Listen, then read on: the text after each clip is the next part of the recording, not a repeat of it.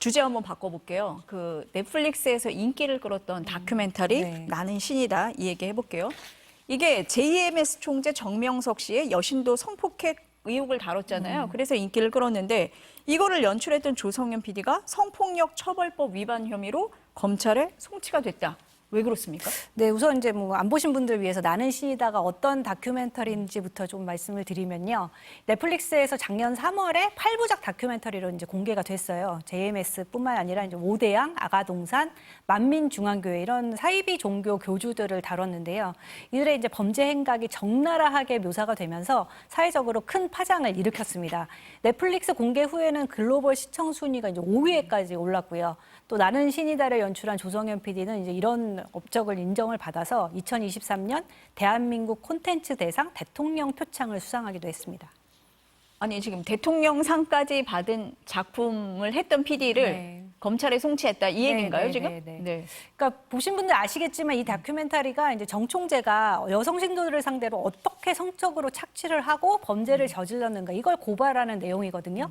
이 과정에서 이제 여성 신도들의 나체 영상이 등장을 하는데 뭐 새로 촬영을 한 건 아니고 기존의 영상을 이제 자료 활용 화면으로 활용을 한 겁니다. 여기에 대해서 뭐 선정성 논란이 공개 당시에 잠깐 있기는 했는데 그때 조성현 PD가 이걸 보면서 선정적이라고 생각한 분이 있느냐. 일반적인 감성을 지니고 있는 사람이라면 오히려 참담함을 느꼈을 것이다. 심지어 실제 수위의 이제 10분의 1밖에 다루지 않았다면서 아쉬움을 표하기도 했는데요. 그런데 이제 JMS 측은 이 다큐멘터리에 여성 신도의 나체 영상을 당사자 동의 없이 담아서 배포한 것이 성폭력 특별법 위반이라고 이제 경찰에 고발을 했고요. 경찰이 이 주장을 받아들여서 검찰에 송치를 하게 된 겁니다. 변호사님 지금 얘기를 들어보니까 이제 경찰에서 판단을 한 거는 이 조 PD가 영리 목적으로 다큐를 제작을 했다. 그러면서 당사자의 동의 없이 나체 영상을 배포한 게 문제다 이렇게 보는 건가요 지금? 근데 뭐 제가 볼 때 이제 경찰이 네. 너무나 이제 법률적 구성 요건에 집착해서 형식적 법 논리에 좀 치우치지 않았나 그런 생각을 좀 해요. 왜냐하면 지금 성폭력 처벌법 14조의 2가 있는데 네. 그 2항에 보면 성적 수치심을 유발할 수 있는 그런 영상을 대상자의 의사에 반해서 이걸 반포하거나 상영하면 이제 처벌하고 돼 있거든요. 7년 이하 5천만 원 이하의 벌금이고 네. 그다음에 또 이것이 영리의 목적으로 하면 또 3년 이상의 징역이에요. 이게 형량이 굉장히 무겁죠. 네. 그런데 이제 넷플릭스로부터 이 영상을 제작하고 돈을 받았기 때문에 이게 영리의 목적이 아니냐.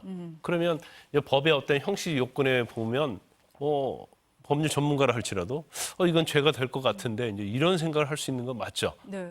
왜냐하면 과연 그 나치로 드러난 사람들의 얼굴은 모자이크했는데 신체는 모자이크 처리를 안 했거든요.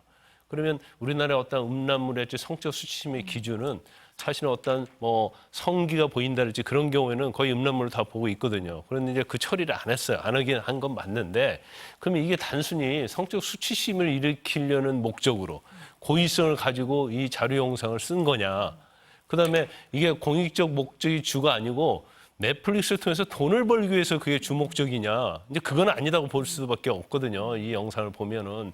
그러면 어떤 범죄 혐의에 있어서 중요한 것은 고의성이에요. 고의성. 내가 네. 성적 수치심이 있게 하기 위해서 돈을 벌 목적과 어떤 고의성이 있어야 하는데 이건 그게 아니고 공익적 목적으로 하는 과정에 있어서 영상이 필요했고 이 영상이 공익적 목적에 있어서 굉장히 도움을 주는 영상이었다 한다면 사실은 범죄의 고의가 없는 거죠.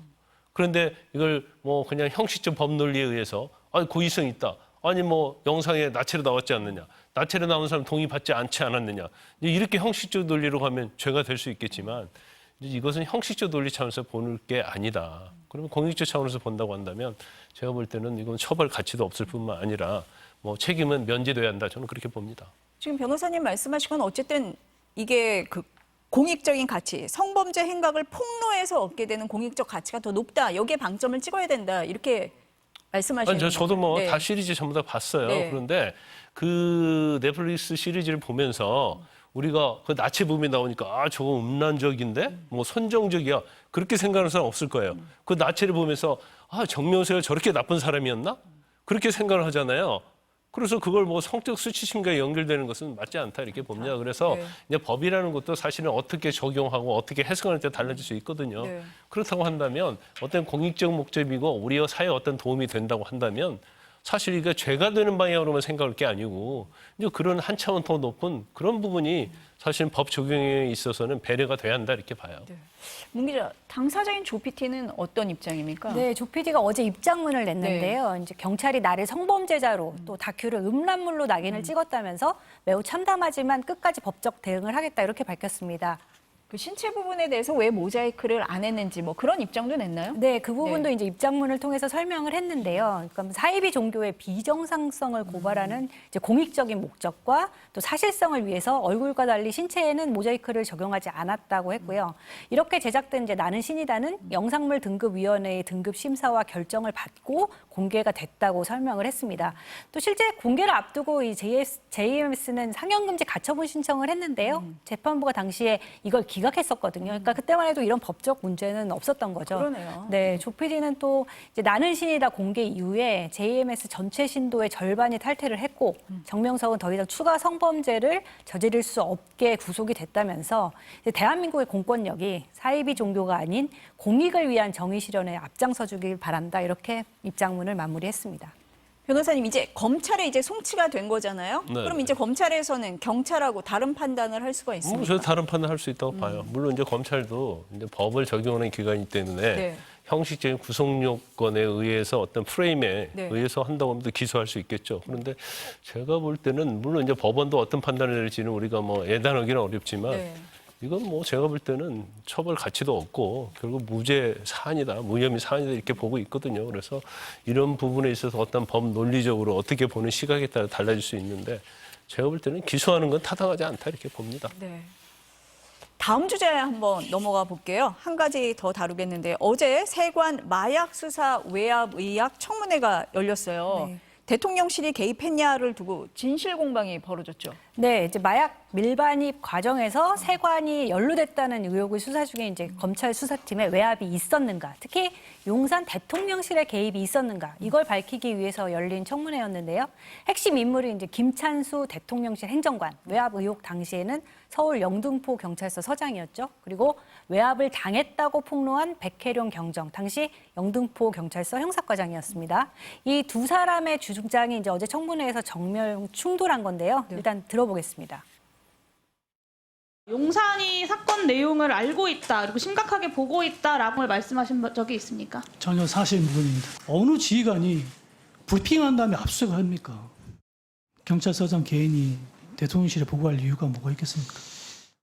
갑자기 이렇게 브리핑도 맡고 수사를 방해하게 된 계기가 용산이 아니면 설명이 안 됩니다. 본인이 모든 명령을 하달했고 제가 그 명령을 받아서 현장에 수행을 했는데 조직원들을 배신하고 제 등에 칼을 꼽은 사람입니다. 변호사님이 들어보시면 양측 얘기가 다르잖아요. 그, 그럼 이럴 때 사실관계 어떻게 확인합니까? 너무나 이제 동전의 양면 같잖아요. 네. 근데 저 내용 자체가 물론 녹취록이 있는데 그 녹취록에 보면 뭐 대통령실이 개입을 했다 그 내용으로 딱 보기에는 단정적으로 얘기는 어렵고 설사 대통령실이 개입했다 하더라도 그 녹취록만 가지고는 네. 당사자들이 부인하고 있으면 사실 이제 증거를 쓸 수 없는 이제 한계가 있다고 봐요. 그런데 이 자체가 뭐 아닐 땐 굴뚝에 연기는 나지 않죠. 그러면 어느 정도 뭔가 시그널이 있었던 걸 보입니다. 그러면 제가 볼 때는 관세청 직원이 마약 밀반입과 관련해서 개입이 돼 있었다고 하면 원칙대로 수사해서 문제되면 처벌하면 되죠. 그렇지만 이것이 외부로 나간다고 그래서 이게 뭐 어디에 뭐 대통령실에 타격이 된다랄지 정부에 타격이 되는 건 아니거든요. 네. 그러면 내버려 두고 원래 원칙대로 수사를 하게 하면 됐는데 네. 왜 뭐 기자회견까지 막고 그 주위에 뭔가 좀 꺼림칙한 그런 행동들을 한 거에 대해서는 뭐 저는 이해가 가지 않아요. 의혹이 있는 상황이에요. 이렇게 되면. 네, 그럼 네. 일단 논란의 종지부를 찍으려면 네. 뭐 어떻게 해야 됩니까?